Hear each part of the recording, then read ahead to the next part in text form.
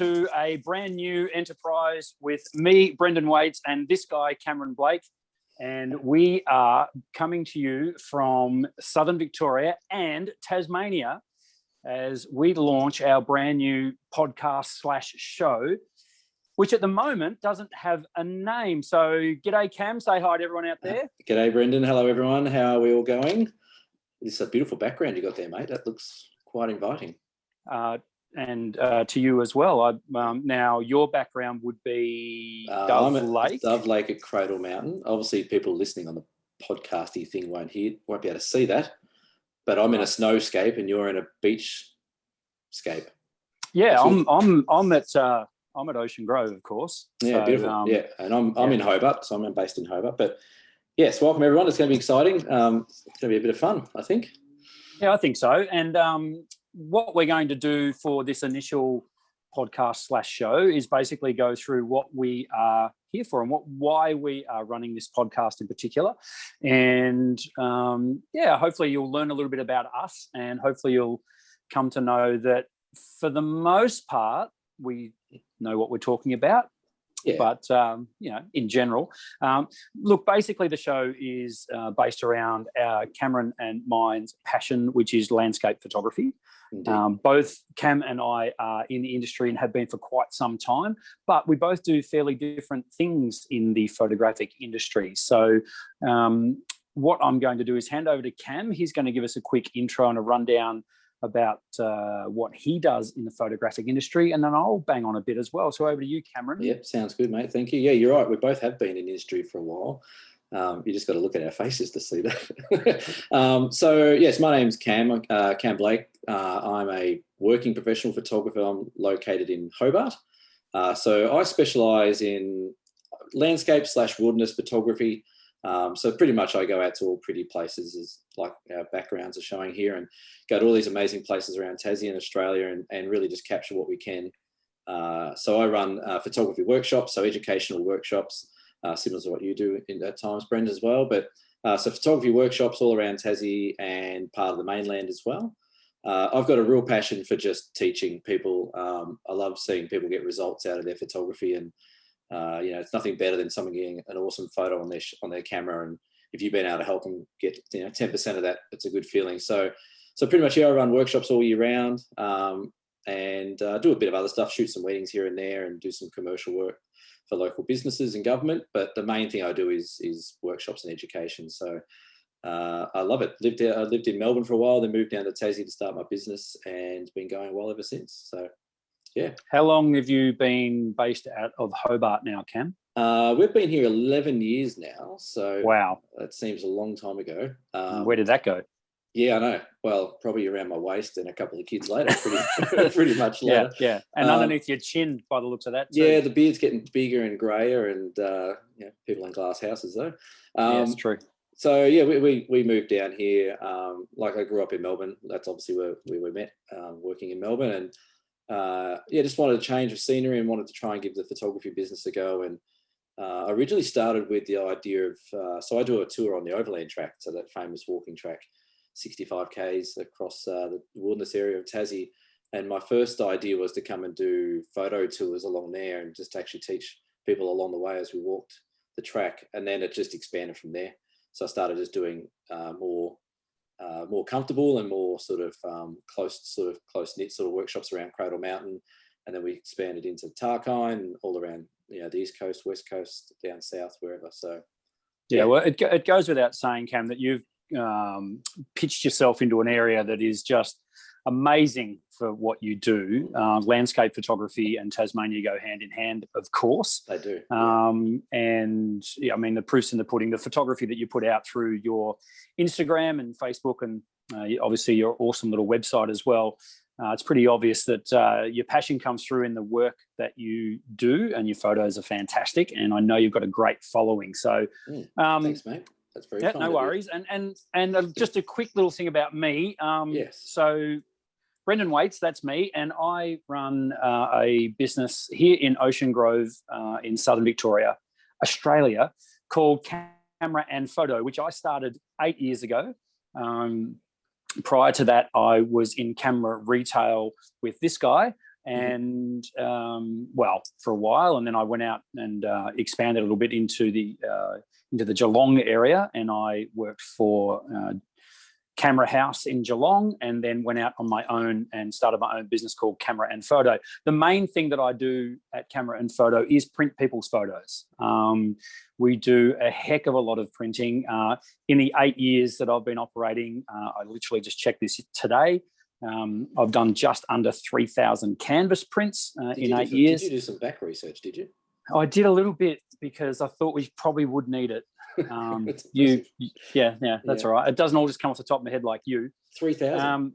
Yeah, just under 3,000 canvas prints in 8 years, varying sizes, from nice little canvas prints right up to big wall hanging stuff. Yeah. You have done a few for you along the journey. Absolutely. But similar to Cam, in that I really enjoy printing people's photos for them. I get a buzz from their buzz when they see their work hanging on their own wall, and also when they see what we can produce for them in terms of printing.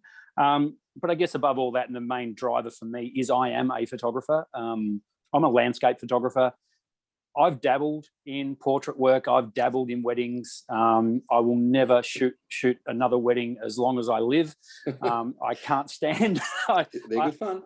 I've got friends of mine who do it, and hats off, because they are a very stressful environment to work in, is wedding photography. And I reckon we can come back to that topic at some stage on this show about wedding photography, because that's the number one thing people say to me as well, is that I'm not going to do a wedding ever. That's the stress and the pressure is just too much. And I don't mind it, to be honest, but yeah, I reckon we can dissect that a bit further.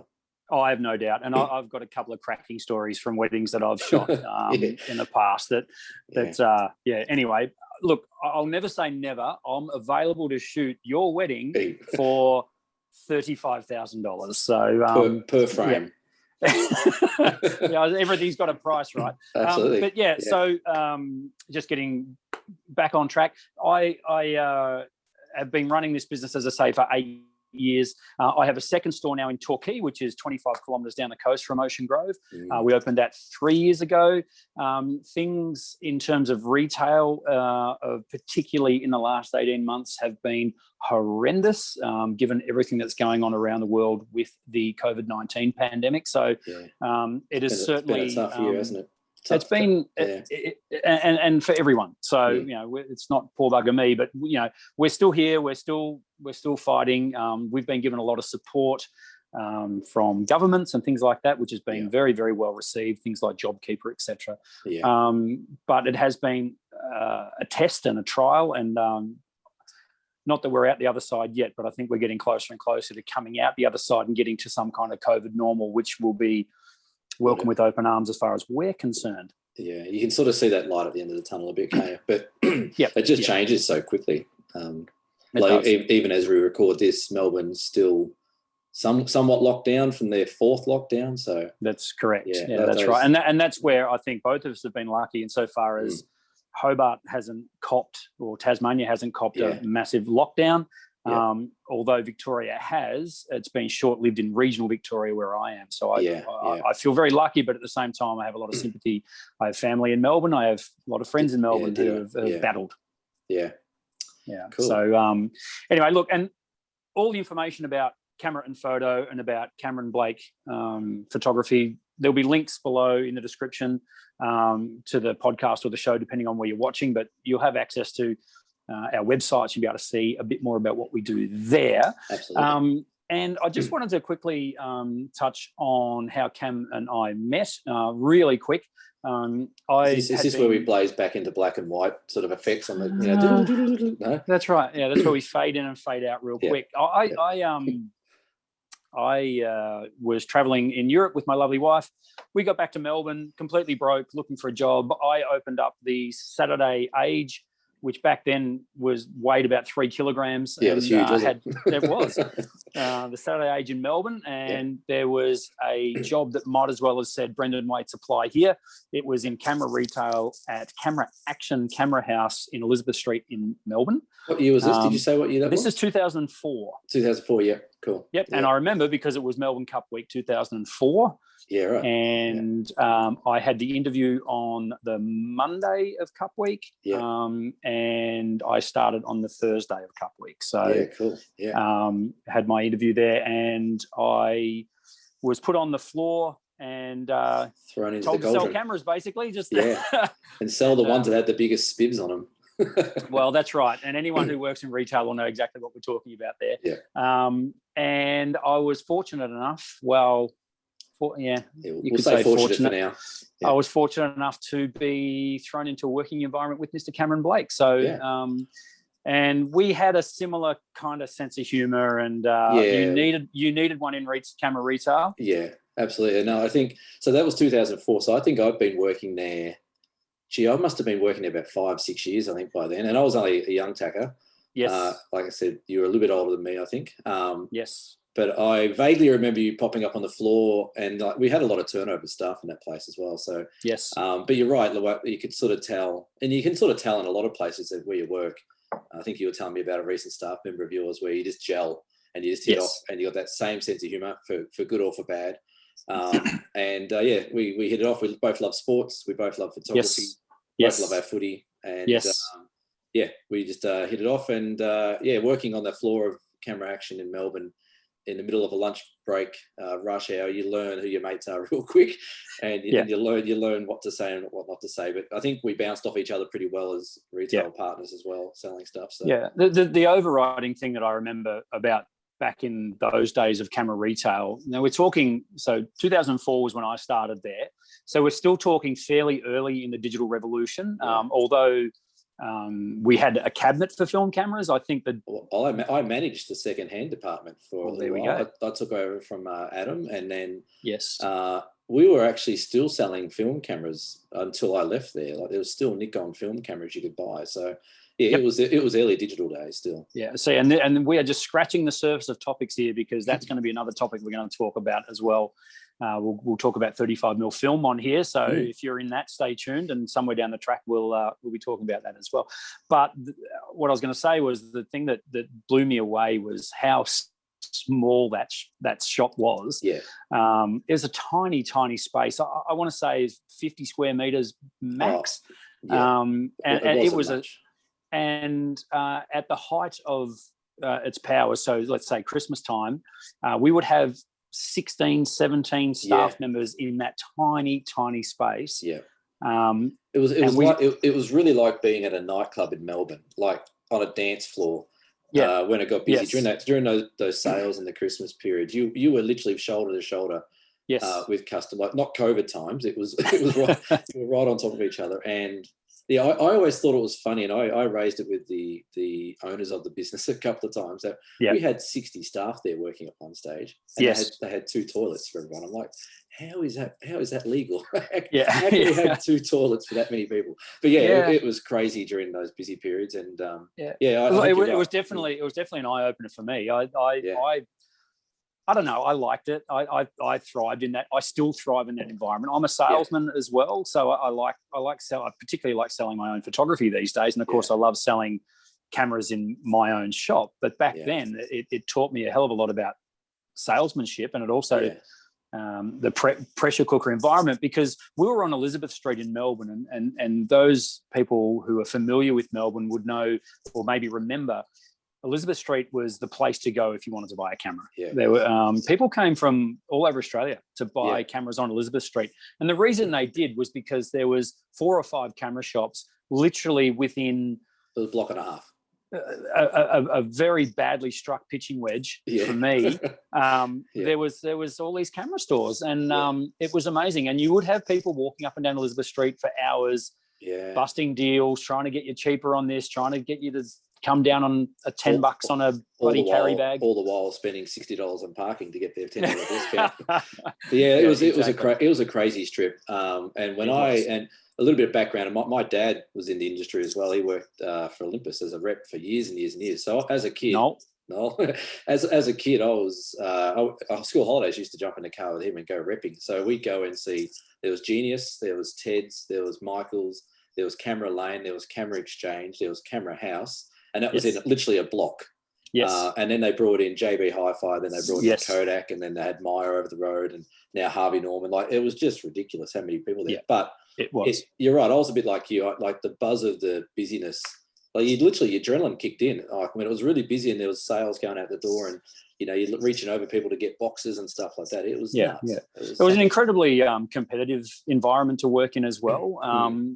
Which was by design. The management of the place made the sales floor a very competitive place. And literally you would have a leaderboard stuck up in the back room of who was selling the most. And it was quite, I don't know, I liked that side of things. I liked getting my name up on that leaderboard. I also liked the salesperson incentive vouchers, also known as SPIVs, that were available for back in the day. And the margins that were built into product back then was a lot higher than they are now, which again is a topic for another conversation, which we'll have down the track, no doubt. But cutting back to what we're here to talk about, and that's where I met Cam. And as I say, we hit it off pretty much from day one.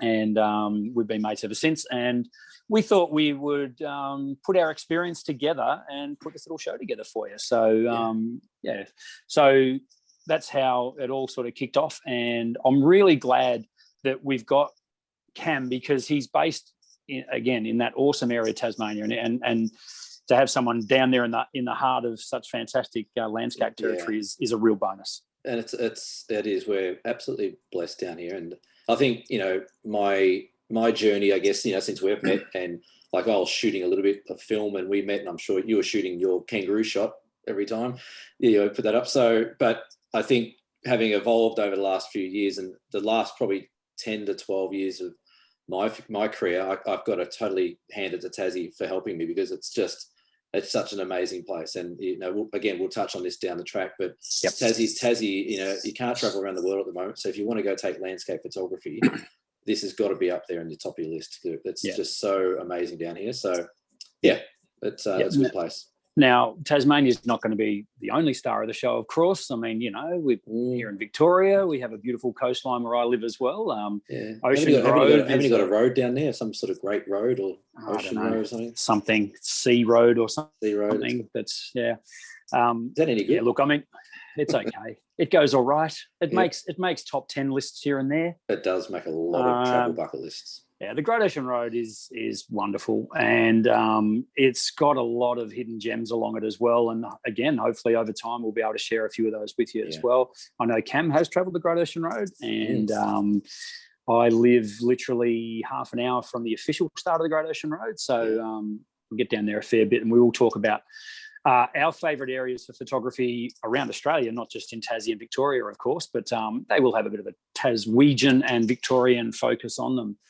Cool. So, Cam, from there, I'd like to give our listeners and viewers a bit of an idea again about what this show is going to be about. And again, landscape photography is going to be top of our agenda. We'll be talking about current trends in landscape photography. We'll be talking about gear, how to capture landscapes. We will have little segments in the show as we go through about tips, tricks, that sort of stuff.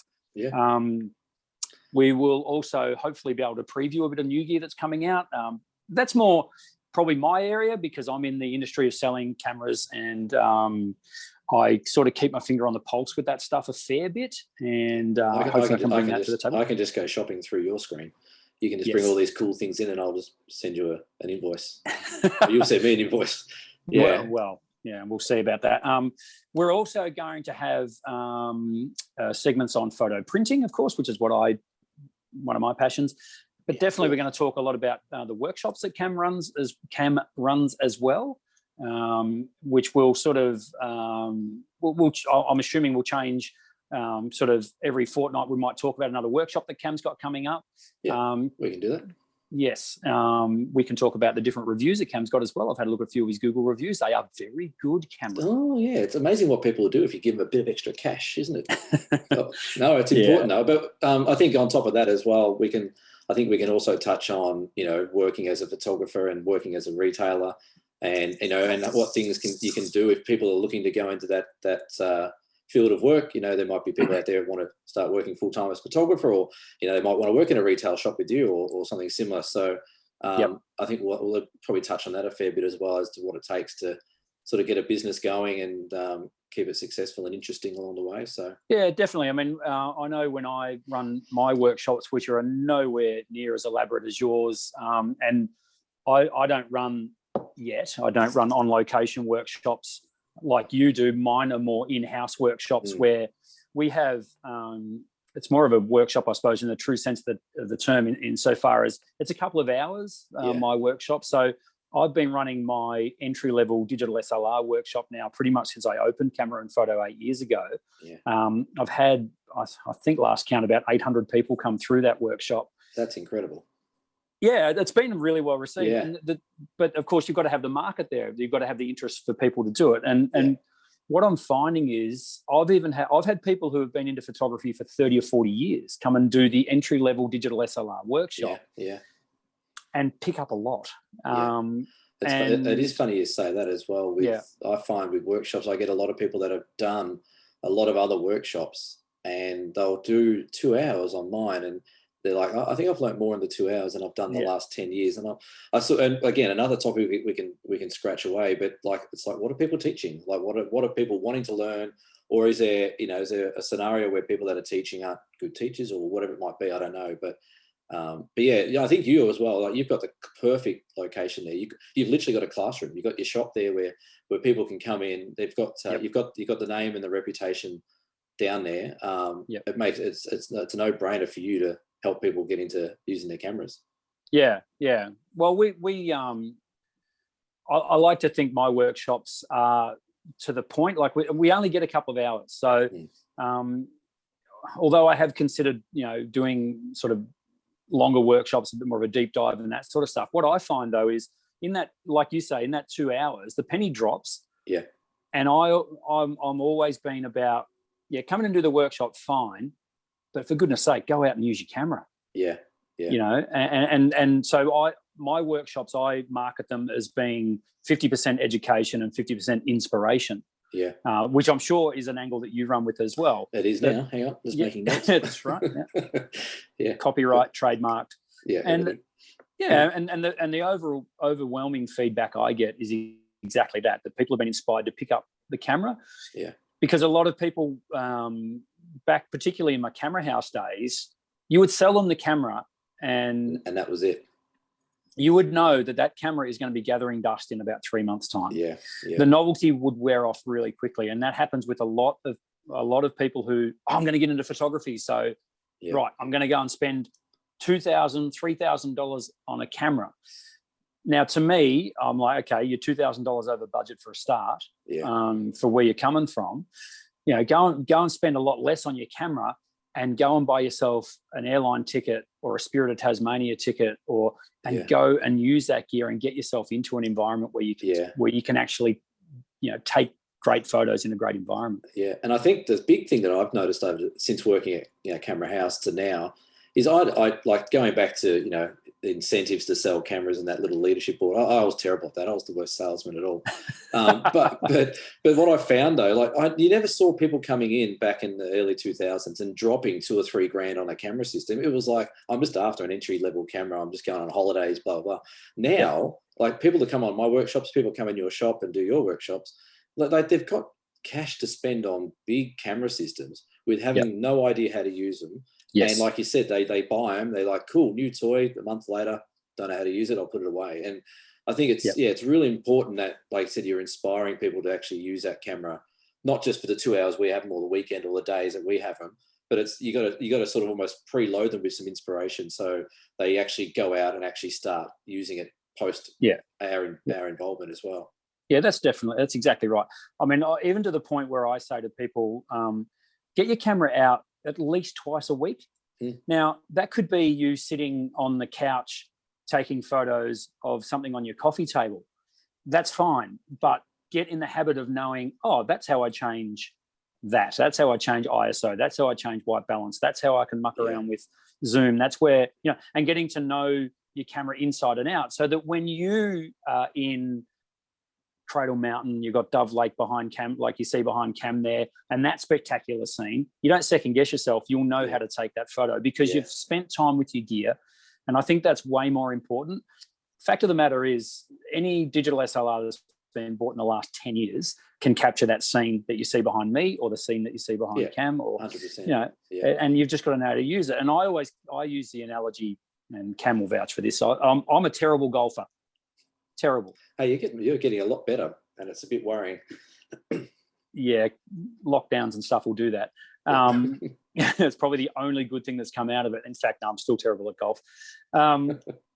I can literally go out and buy the exact same clubs that Tiger Woods uses. Yeah. Am I going to win the Masters next year? No. Probably not. No. So, and that's a really good analogy. And you can't, in my opinion, you can't buy your way to great photos just by going out and buying a great camera. And I think a lot of people know that and understand that. Yeah. But there's so much to be said for the old, what do they call it, 10,000 hours? Yeah. Takes 10,000 hours to become good at something. Well, yeah, I'll definitely vouch for that. Yeah, I agree. And like I said, we can really get into that topic as we go. There's so many little avenues on that topic you can talk about. So, but yeah, you're right. Getting to know your camera is important. You look at those two pictures we've got behind it, they're called fleeting moments for a reason. They only happen for a few moments. And if you don't know how to turn your camera on or get it right, or be there at the right time or the right place, you might as well be at home watching TV on the couch. Because it's really important. And I think that's something, going back to how you and I met in our friendship, I think that's something that we have the same passion for seeing people do well with their photography. And I think that's why, I hope that's why people sort of respect us in what we do. And obviously the masses of international audiences that we're going to get on this show, they're also going to pick up on that as well. And when they can come to Australia. So with that in mind, this will be a good test to see how far people have already listened. Comment below whatever you're watching this on, or particularly if you're watching it through mine or Cam's Facebook page, or if you're watching it anyway, wherever you're watching, if you can comment below, YouTube, wherever, we want to know where you're from. So put your location down, say good day, and hopefully you'll keep on listening to us. But because we think this has got so much scope to open up for landscape photographers from around the world to listen to us and what we've got to say, but also we're more than happy to listen to you as well. So if you've got a question, if you want to ask us anything, you can do that. Which brings me to a segue. Which brings me to one of the running segments we are going to have in our show, which I'd like to call Dear Cam. So it's basically a segment where you can send in a question about obviously photography preferably, yes. But if I get a question sent in that's tickles my fancy, may not necessarily have to do with photography, well, we'll fire that at Cam. Right, yeah. The idea here is that Cam really doesn't have much of an idea what the question is. He may get a sneaky look at the question a few minutes or maybe an hour or so before the recording of the podcast, but we'll see. We'll test him out. Yeah. So we've got our first Dear Cam, believe it or not. Did I agree to this segment? I don't know. No. We've got our first Dear Cam, believe it or not, and this comes from Kerry in Warrnambool. Right. Dear Cam, I have recently bought a good digital SLR camera, a Nikon Z7. Z7 for all you North Americans. Yes. Yeah. Cool. I'm very keen to use it for landscape photos of my local area. Warrnambool, Great Ocean Road. Fantastic. Yeah, any advice for an absolute beginner? Cam. Wow. That's thanks for the question. That's awesome. And Kerry from Warrnambool. Kerry. Thanks, Kerry. Well, my advice would be, and we've sort of already touched on it if you're already listening, is just practice. Actually get the camera out of the box, charge the battery up, put the memory card in, and go out and shoot stuff. Learn what everything does, read your manual, practice at all different times of the day. But to me, I think, like Brendan said, you got to be doing 10,000 hours to get really, really good at something. Well, it all starts with 1 hour. So get out there, get the camera tested, go shoot some sunrises, go shoot some sunsets, go out in some rainy days, go out in some foggy days. Just really get to know your camera as quick as you possibly can. And then, from those first couple of days and those first couple of shoots you go out, you're going to start seeing a trend of what you're understanding and maybe what you're not understanding and what's working and not working. And that's where I find that a lot of people, they sort of start their path that way. They sort of say, okay, I get composition, but I just can't get the exposure right, or my skies are blown out, or the shadows are all wacky, or I've got too much contrast, or whatever it might be. So I think, my advice would be just get using that camera as quick as you can. If you're doing landscape photography as well, you probably want to get something like maybe a wide angle lens or a wider angle. The Nikons, I think they do like 16 to 35 mils, and they do like 18 to something else's, and they do 24 to 105s. And so pick a lens that you think is going to suit what you want to shoot, whether or not that is coastal scenes being at Warrnambool. I'd imagine they're probably going to do a fair bit along that beautiful road there. But there is some cool waterfalls just up the road as well. So, but yeah, I think underlying, get out and practice, get to know your camera well, and then come back to us and ask some more questions. Yeah, that's very, very good advice. And you have opened up Dear Cam beautifully. Yes, I think we need some like Days of Our Lives music or something. Well, maybe we can, I don't think we're that technical, are we? No, we're not yet, but that'll come, right? I mean, we'll get there with that. But yeah, I'd like to just follow up on what Cam just said, and that is, Kerry from Warrnambool, get your camera out and use it, and don't be one of those people who goes out and buys. I mean, the Z7's not a cheap camera, so no. get it. And what Cam said there about getting a wider angle lens, absolutely crucial for landscape photography, in my opinion. I've got a very, very wide angle lens that's basically, I should just spot weld it to the front of my camera because it doesn't come off. It's my go-to when I go out and shoot landscape. Yeah. Wide is best as far as I'm concerned. But at the same token, if you haven't got a wide angle lens, it's not the end of the world either. Just zoom out as wide as your lens goes that you've got now, because it ain't what you got, it's how you use it. And practice makes 100% perfect, particularly in the field of landscape photography. Yeah. So nice one, Cam. Way to open Dear Cam. So if you've got a Dear Cam question, don't be afraid to stick it down below. We will set up a Dear Cam email address as well. We might even have a website, Cameron. We could probably do that, I reckon. Yeah. It might happen. I like how we make this up as we go. I like it. Hey, that's what we're all about. This is it's like Camera House days again. We just make it up as we go. I tell you what, if we say Camera House one more time, they're going to have to pay us. So Camera and photo. Camera House are literally my opposite. Yeah, stop plugging them. Yeah, that's right. That other store. Hey, but they gave me my start. Yes, and that's who we have to blame. So yes. I live to give. True. We're all friends in this game anyway. We are, exactly. So work in progress is this show, and we will come up with different segments and things that we're going to talk about each week. Well, we think possibly it'll be weekly to begin with. That may drop back to fortnightly when things get busy, particularly for me around Christmas time. But hey, let's see how it goes. We want your feedback. We think that's really important. We want to know that you can hear us loud and clear. We want to know where you are, and we definitely want interaction. Both Cam and myself will monitor questions as they come in, and we can answer them when we've got time. Because, geez, I mean, I know you've got loads of time, Cam. I was busy today. I sat at my desk and did a lot of emails today. Nice. I had a fairly easy day, actually, I must admit. Not as well, busy we as will. Yeah, well, 2 shops to run, Cam. They don't run themselves, you know. No, that's the aim, though, isn't it? Well, eventually, maybe one day. So we will be talking with each other behind the scenes about how we can improve the show constantly. So any suggestions are most welcome. So, Cam, I think it's a good time for you to plug your business and your workshops. Do you have some workshops coming up that you want to talk about, or are you? I do. Great. I'm happy to plug away. I won't plug that. I won't plug that other camera store. Oh, sorry. Okay, and go. I try and run a workshop every sort of month and a half. It's good to be home with the family as well and reintroduce myself. But I have got later this month, I've got a Tarkine workshop. So that runs from the end of June. I know there's going to be a lot of people with this very question. Where's the Tarkine? Thank you. Yeah, the Tarkine is the northwest corner of Tasmania. So it has one of the world's last and largest remaining cool temperate rainforest regions. Wow. So the forests, if you think the normal Tassie forest you see is good, the Tarkine is off the charts. But on top of that, you've also got probably one of the most spectacular coastlines in Australia. So you have just incredible rugged, jagged rocks, 100 k's down the coast, all different colours, all different lichens, all those kind of things. So it's a beautiful workshop. It goes for 4 days.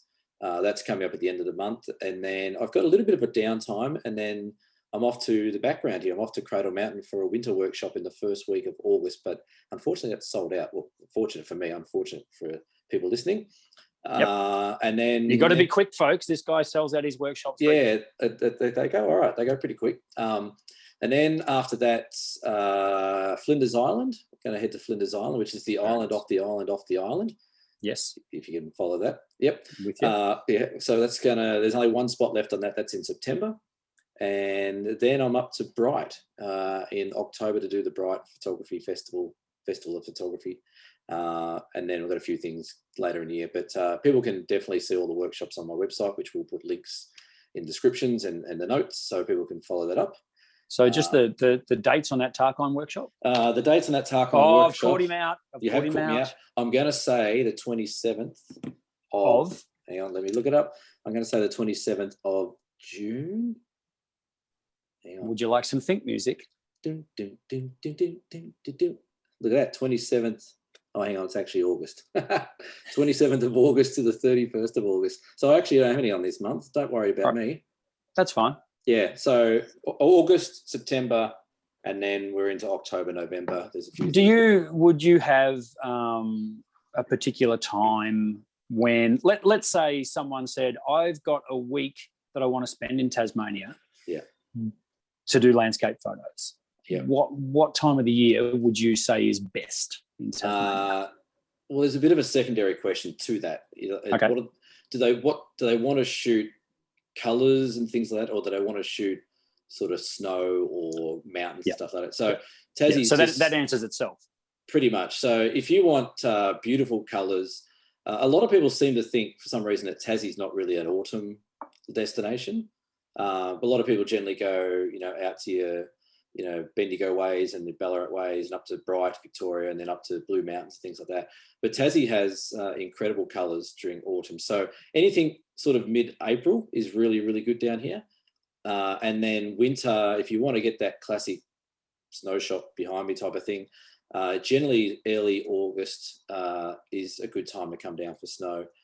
But then, we also have, like, summer's an incredible time down here because we have, like, sunrise from 4 o'clock and it gets dark at 10 o'clock. Like, we get this incredible light for the whole day. So, but I would say, personally, I think April is the nicest time for landscape. So if you had to pick 1 week, it would be April would be your pick. Yeah. And then come back in winter. Yeah, come back in winter. But having said that, like, we do... another gentleman and I, Sang, who comes from WA, he does amazing workshops as well. We co-host one down here in April, and it's 7 days. And the last 2 years we've done it, we've had snow. Wow. Up at Cradle Mountain, we had snow this year, and the year before we had snow at Mount Field, which is just out of Hobart. But then you got all the autumn colours as well. So that's a tough one. But I'd say April and, sort of mid-April would be the time, I reckon. And the website where people can go and check out your workshops? The easiest one to remember is www.tasphoto.com.au. tasphoto.com.au. Or there is camblakphotography.com.au. They go to the same place. Okay, gotcha. Yeah. So that makes sense. Yeah, it makes 100% sense. Yeah, I've had a good look through Cam's website, and he's got a lot of good offerings there, a lot of good stuff to check out. So from my side of things, cameraandphoto.com.au, all lowercase, all one word, cameraandphoto.com.au. The thing that we do a heck of a lot of is photo printing, as I said earlier, and you can print directly from any device from anywhere in the country. Now, technically, I suppose anywhere in the world, if you're happy to pay shipping. If you're happy to pay shipping, we pride ourselves on our printing. We are not the cheapest printer in Australia, and we don't bloody well want to be. We are a quality printer. And to that end, we are talking normal run-of-the-mill holiday snap kind of photos that you take on your iPhone. Totally fine. We will print those photos for you with pleasure. But what we aren't is one of your mass merchant photo printers who like to... 1 cent a photo? I know. How do they do it? How can you not survive? I don't know, exactly. if you want to keep printing your photos at those places, good luck to you.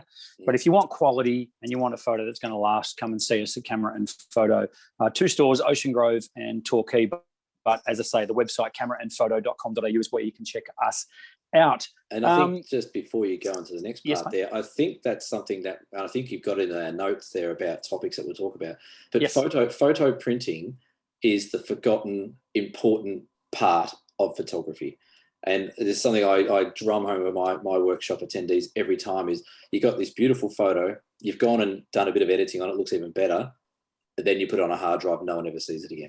Correct. Print your photos, hang them on a wall. Yes. Give them away, do whatever you need to do, but get them out there. Yeah. And obviously I've got a vested interest in people doing that because that's my business. However, like I said from the very start, there is nothing like the kick I get when I see someone pick up one of their prints, whether it be a fully framed photograph on archival paper that we do, a canvas print.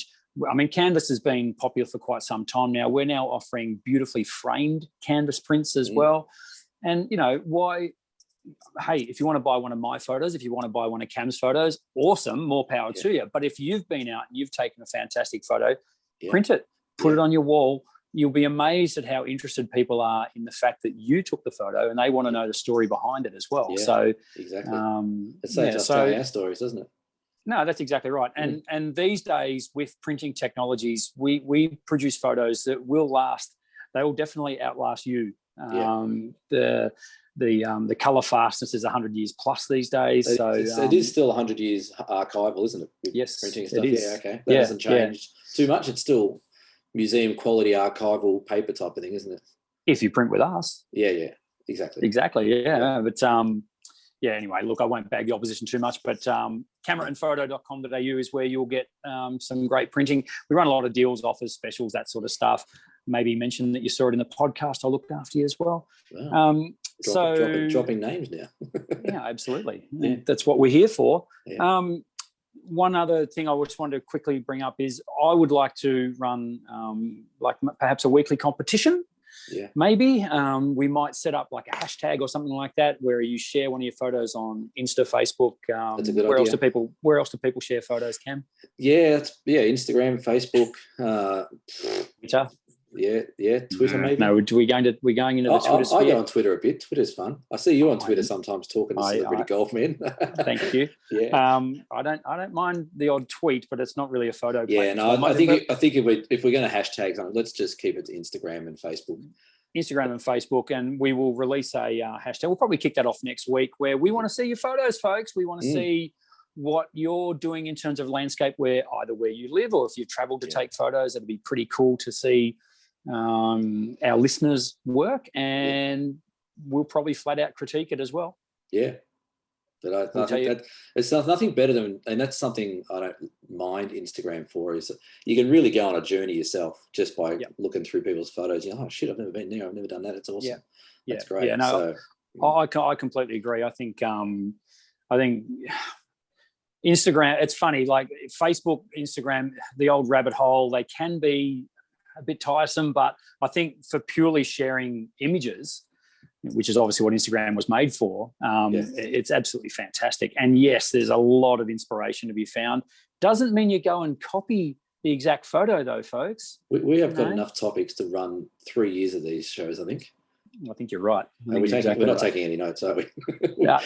We'll probably wing the whole thing next week as well.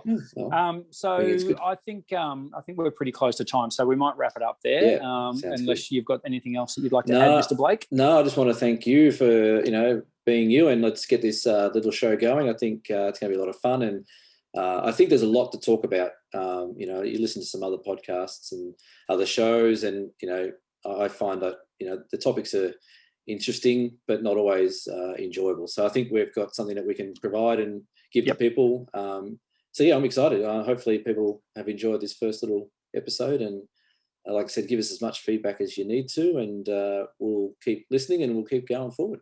Yep. Comment below. Hopefully by next week, as I say, we'll have possibly a website, but definitely an email address where you'll be able to contact us, or you'll be able to contact us through our socials anyway, which we'll link below this video. Cam, fantastic to talk to you tonight. We will talk to you next week, and look forward to it. catch you all then. All right. Cheers, guys. Thanks.